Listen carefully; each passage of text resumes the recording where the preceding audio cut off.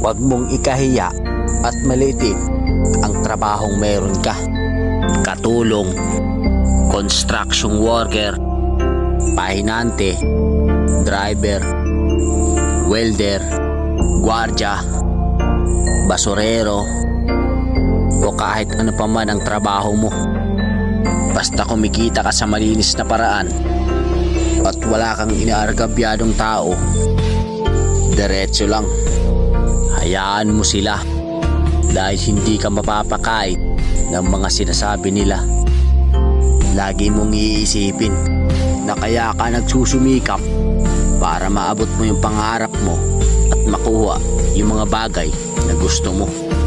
Ipagmalaki mo yung trabahong meron ka, kundi dahil sa atin wala silang matibay na paniniwala.